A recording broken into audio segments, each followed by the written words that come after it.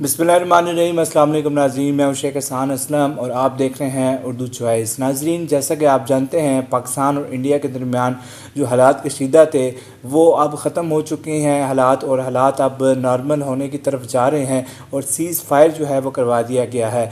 मैं इस मौके पर पाक फ़ौज को जो है वो मुबारकबाद पेश करना चाहूँगा कि जिनकी वजह से हमारे मुल्क जो है इस हालात से सुरखरू होकर निकला है। उसके बाद जो आम हमारे अवाम हैं उनका भी मैं शुक्रिया अदा करना चाहूँगा और उनको मुबारकबाद देना चाहूँगा कि इन हालात में भी वो अपने मुल्क के साथ, अपनी रियासत के साथ और अपनी अफवाज के साथ खड़े रहे हैं और कंधे से कंधा मिलाकर खड़े रहे हैं।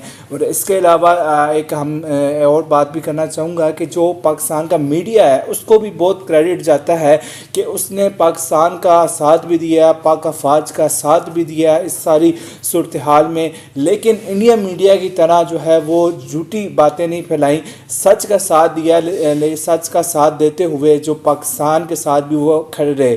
तो ये सारा पूरी कौम जो है हमारा पूरा मुल्क जो है, हर शहरी जो है वो मुबारक का मुस्तहिक है कि इतनी शानदार अल्लाह ने हमें फ़तह दी है। लेकिन जैसा कि हमें अच्छे से अंदाज़ा है कि जो हमारा दुश्मन है वो बहुत ही कमीना है। ऐसा दुश्मन है कि जिससे हम किसी अच्छाई की जो है वो तवक्को नहीं रख सकते।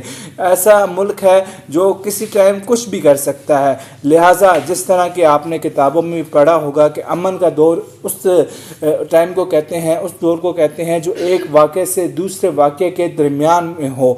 यानी कि अब अल्हम्दुलिल्लाह अमन का दौर स्टार्ट हो चुका है, लेकिन ये सीज़ फायर ज़रूर हो गया है, जंग बंदी ज़रूर हो गई है, लेकिन हमें जो है फिर भी एहतियाती तदबीर करनी चाहिए क्योंकि हमारा जो पाला है वो एक ऐसे दुश्मन से है जो इंतहाई घटिया है, इंतहाई नीच है। उससे हम कुछ भी जो है वो एक्सपेक्ट कर सकते हैं।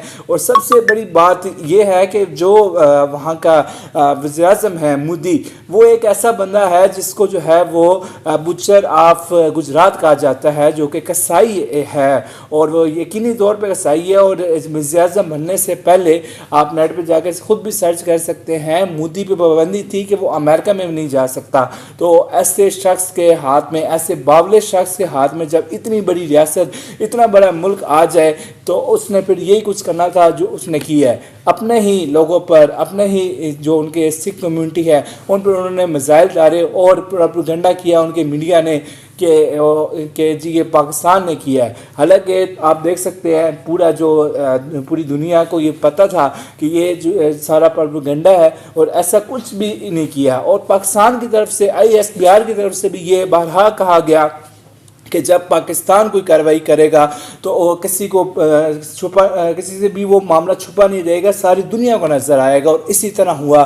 फिर आज अल्हम्दुलिल्लाह पाकिस्तान ने कार्रवाई की और उसका नतीजा ये हुआ कि इंडिया जो है वो सीज़ फायर करने के लिए तैयार हो गया है। और इसमें जैसे कि आपने न्यूज़ में सुना है कि जो डोनाल्ड ट्रंप हैं, अमेरिका के सदर हैं, उन्होंने भी अपना किरदार अदा किया है और दोनों ममालिक को कहा है कि ये जो आपके मामलात हैं ये टेबल टॉक से हल करें।